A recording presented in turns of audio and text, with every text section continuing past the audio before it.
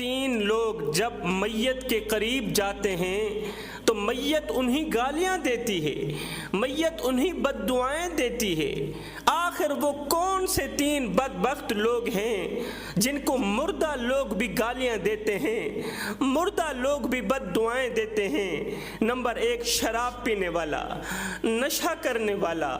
زندگی میں جب فرصت ملے تو اس باپ سے جا کے پوچھنا جس کا بیٹا نشہ کرتا ہے، اس ماں سے جا کے پوچھنا جس کا بیٹا شراب پیتا ہے۔ جن کے ماں باپ شراب پیتے ہیں، جن کے ماں باپ نشوں میں لگ جاتے ہیں نا، ان کے چھوٹے چھوٹے بچے یتیموں کی سی زندگی گزارتے ہیں۔ وہ دوسروں کے اترے ہوئے کپڑے پہنتے ہیں۔ نشئی کی بیوی، شرابی کی بیوی دوسروں کی اتری ہوئی جوتی پہنتی ہے۔ ہائے، چاند جیسی خوبصورت بیٹی کی زندگی کو باپ کے نشے نے تباہ کر دیا۔ اور نادانو، اس بیٹی کا کیا قصور جس کے لیے لوگ کہتے ہیں ہم اس کا رشتہ نہیں لیں گے، ہم اسے قبول نہیں کریں گے، اس لیے کہ اس کا باپ نشہ کرتا ہے، اس کا باپ شراب پیتا ہے۔ وہ شراب پیتا ہے اس لیے اس کی آنکھوں میں حیا کوئی نہیں، وہ تو بغیرت ہے۔ اس نشے نے کتنے گھروں کو اجاڑا، کتنی ماں کی جھولیاں خالی کی۔ ماں گھر میں بیٹھی سسکیاں لے رہی ہے، خون کے آنسو رو رہی ہے کہ میں وہ بدقسمت ماں ہوں جس کا بیٹا شرابی بن گیا، میں وہ بدقسمت ماں ہوں جس کا بیٹا نشے میں لگ گیا۔ ہائے، اس نشے نے کتنے لوگوں کے گھر اجاڑے، کتنے لوگوں کی دنیا و آخرت برباد کی۔ دوسری طرف دیکھنے میں آتا ہے کہ جو نشہ کرتا ہے اسے معاشرے سے کاٹ دیا جاتا ہے، جو نشہ کرتا ہے اسے معاشرے سے باہر نکال دیا جاتا ہے۔ لوگ دعوت پر نہیں بلاتے، شادیوں پر نہیں بلاتے، کہتے ہیں اس سے بچو، یہ گندا ہے اس لیے کہ یہ شراب پیتا ہے، یہ گندا ہے اس لیے کہ یہ نشہ کرتا ہے۔ خدا را ایسا نہ کرو بھائیو، جس کو تم دھتکار رہے ہو وہ بھی تو کسی ماں کا لاڈلا ہے، جس کو تم دھکے دے کر گھر سے باہر نکال رہے ہو، کیا اللہ کی رحمت کے دروازے اس کے لیے بند ہو گئے؟ کیا توبہ کے دروازے اس شرابی کے لیے بند ہو گئے؟ کیا اللہ کی رحمت کے دروازے اس نشئی کے لیے بند ہو گئے؟ ہائے، اس شراب جیسی گھٹیا لعنت نے میرے معاشرے کے نوجوانوں کو گندا کر دیا، تباہ و برباد کر دیا۔ یاد رہے، قبر کے کیڑے مکوڑے جتنے شرابی کے منتظر ہوتے ہیں اتنے کسی گنہگار کے لیے منتظر نہیں ہوتے۔ شرابی کی قبر اسے اس طرح دبائے گی، اس طرح دبائے گی کہ اس کے ایک حصے کی پسلیاں دوسرے حصے کی پسلیوں میں پیوست ہو جائیں گی۔ میت کو قبر میں دفناتے وقت کسی شرابی کو دیکھ کر مردہ کہتا ہے دفع ہو جا، یہاں سے دفع ہو جا، تیرے منہ سے نکلی شراب کی بدبو نے قبر کے مردوں کو تکلیف میں ڈال رکھا ہے، تیرے منہ سے نکلی شراب کی بدبو نے تمام قبر کے مردوں کو تکلیف دے رکھی ہے، یہاں سے دفع ہو جا۔ فرمایا تین لوگوں کو میت دیکھ کر بد دعائیں دیتی ہے، گالیاں دیتی ہے۔ آخر وہ کون سے تین بدقسمت لوگ ہیں؟ نمبر ایک، شراب پینے والا۔ نمبر دو، جس نے دنیا میں اسے ذلیل کیا، اسے دکھ دیا، مردے کو جس نے دنیا میں درد دیا، اس کا جینا حرام کیا، اس کی عزت والی پگڑی خاک میں ملائی، اس کے بچوں کی زندگی برباد کی، بچوں کو بھیک مانگنے پہ مجبور کر دیا۔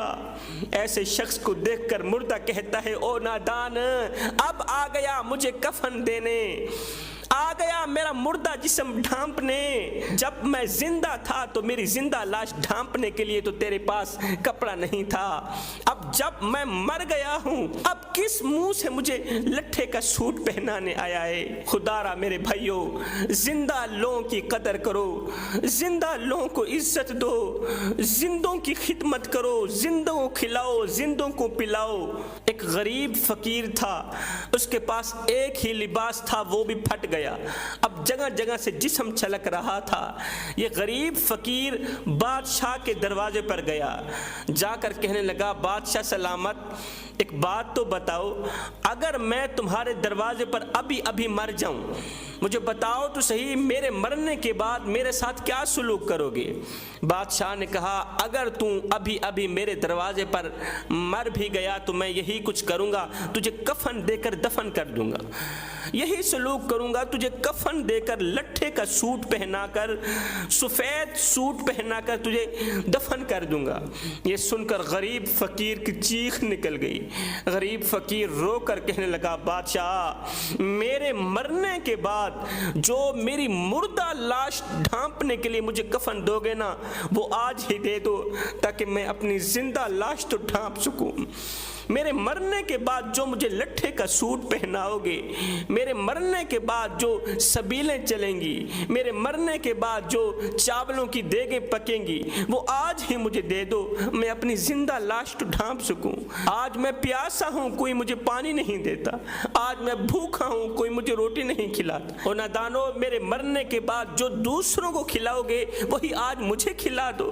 فرمایا تیسرا بے نمازی شخص، بے نمازی شخص کو دیکھ کر بھی مردہ بد دعائیں دیتا ہے، کہتا ہے او نادان مجھ سے اللہ نے وقت چھین لیا ہے، تیرے پاس وقت ہے، میرے پاس تو وقت نہیں تھا اللہ سے صلح کرنے کا، اللہ کو منانے کا، میرے پاس تو وقت نہیں تھا، اور تیری سانسیں چل رہی ہیں، تیرے پاس وقت ہے، اللہ نے تجھے مہلت دے رکھی ہے قبل اس کے کہ موت کا فرشتہ آ جائے، اس سے پہلے اللہ کے ساتھ صلح کر لو، اپنے ناراض رب کو منا لو، وہ رب جو ایک ماں سے نہیں 70 ماؤں سے بھی بڑھ کے محبت کرنے والا ہے۔